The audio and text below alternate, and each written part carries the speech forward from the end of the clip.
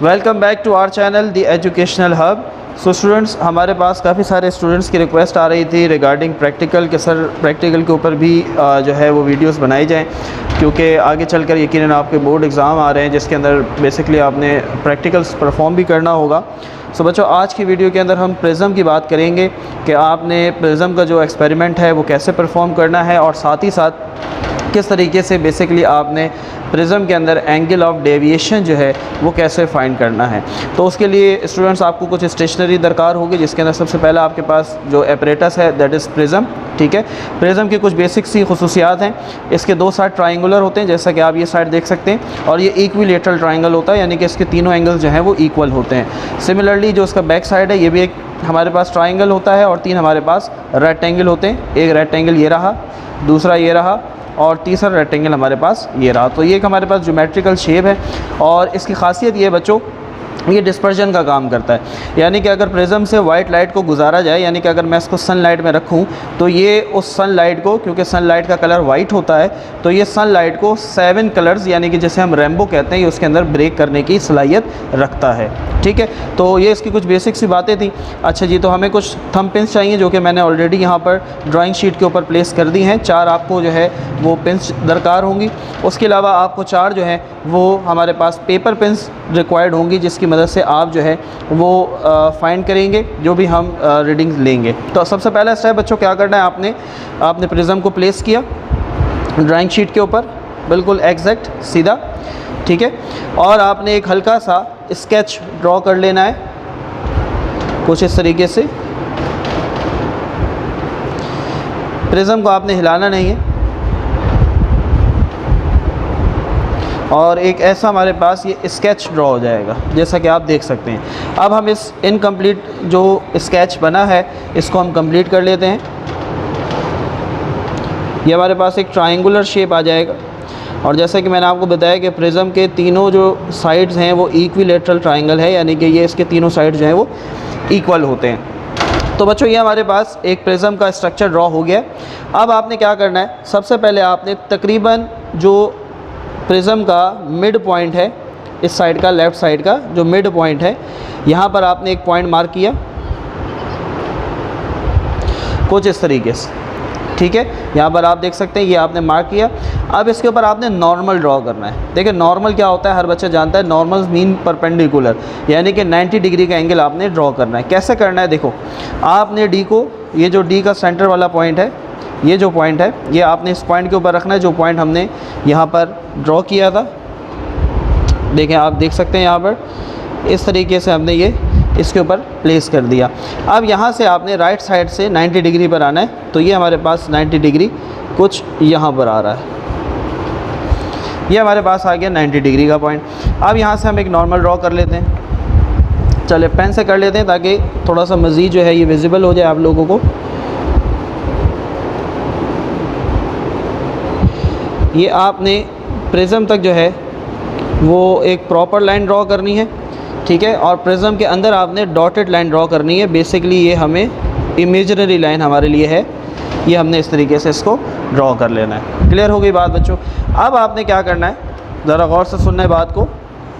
अब आपने यहाँ पर अब डी को उल्टा करके रखना है, नॉर्मल को बेस समझ लेना है, जो ये नॉर्मल है इसको बेस समझना है। ठीक है, ये हमने इसको बेस समझ के इधर इसके ऊपर डी रखा, हमने कुछ इस तरीके से प्रोटेक्टर रखा और यहाँ से आपने तकरीबन 45 या 44 डिग्री के ऊपर मार्क कर लेना है। ठीक है, तो ये हमारे पास थोड़ा सा डार्क ब्लू कलर है, शायद आपको शो ना हो रहा हो बहुत अच्छे तरीके से, लेकिन मैं आपको बता देता हूँ। ये हमारे पास आ गया 40, ठीक है, और 45 तकरीबन ये यहाँ पर आ रहा है।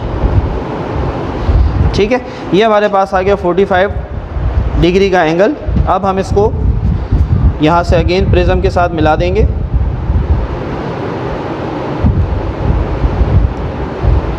अगेन सेम मेथड होगा, यहाँ तक आप एक प्रॉपर लाइन ड्रॉ करेंगे और आगे आपने डॉटेड स्ट्रक्चर ड्रॉ करना है, क्योंकि हमने ये पढ़ा है कि light travels in straight line, कि जो रोशनी है वो सीधा सफ़र करती है, लेकिन ऐसा यहाँ होगा नहीं, क्योंकि प्रिज्म क्या करेगा, इस जो लाइट रे है इसको बेंड कर देगा, इसको मोड़ देगा, और वही हमने एंगल फाइंड करना है बच्चों इस वीडियो के अंदर, कि वो एंगल कितना होगा, वो रोशनी को कितना जो है वो बेंड करेगा। अच्छा, तो इस एंगल को हम कह देते हैं एंगल ऑफ इंसिडेंस, और ये हमने कितना बनाया बच्चों, दैट इज़ 45 डिग्री, ठीक है, दैट इज़ 45 डिग्री।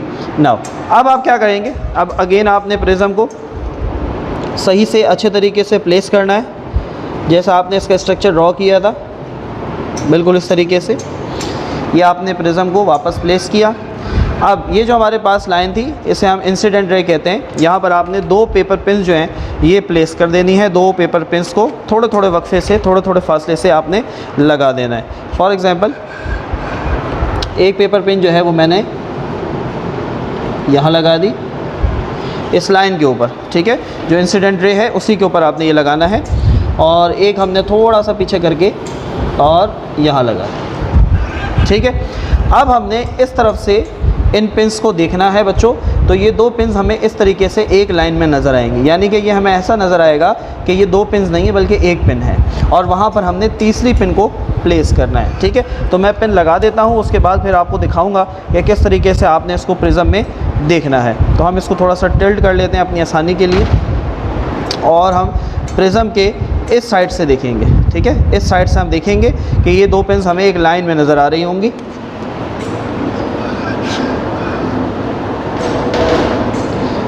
तो अब बच्चों आप देख सकते हैं, देखें यहाँ से आपको बहुत क्लियर नज़र आ रहा होगा कि आप प्रिज्म में देखें तो वो आपको पिन्स एक लाइन में नज़र आ रही, और तीसरी पिन अभी मैंने लगाई है और वो भी बिल्कुल उसी लाइन के अंदर है। बिल्कुल उसी के पीछे हमने एक और जो पिन है वो लगा देनी है।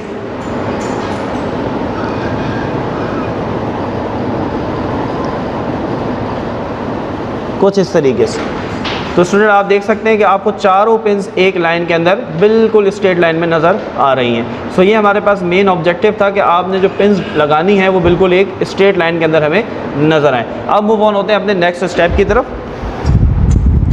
अब आपने प्रिज्म को रिमूव कर देना है, और जहाँ पर हमारे पास ये पिन्स आई थी इनको हमने मार्क कर लेना है। तो हम इस पिन को रिमूव करते हैं, यहाँ पर एक छोटा सा सर्कल बना लेते हैं ताकि हमें याद रहे कि हमने ये पॉइंट लिया था।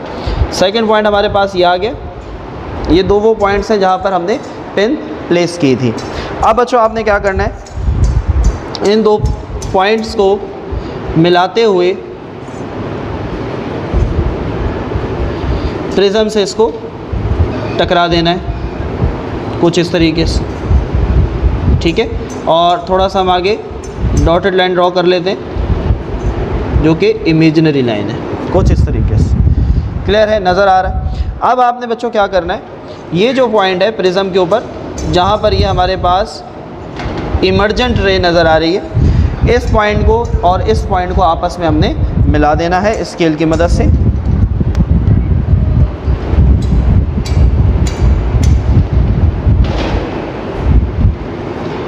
चलो पेन की मदद से कर देते हैं ताकि ये मज़ीद विजिबल हो जाए तमाम स्टूडेंट्स को।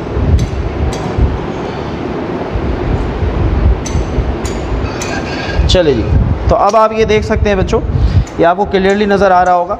ये हमारे पास आ गया इमर्जेंट रे, ठीक है। अब फाइंड क्या करना, देखो थोड़ा सा समझ लो। लाइट को जाना कैसे था, ऐसे जाना चाहिए था, लेकिन प्रिज्म ने क्या किया, इसको मोड़ दिया।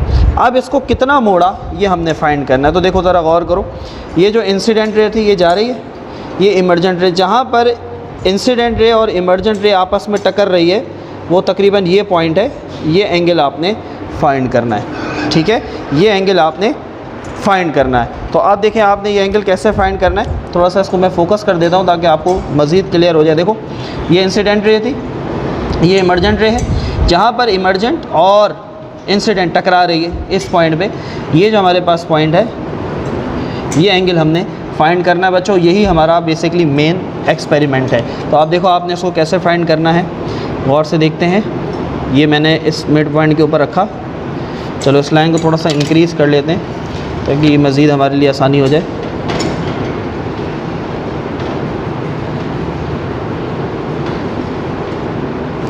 ये हमने इसको इंक्रीज़ कर लिया।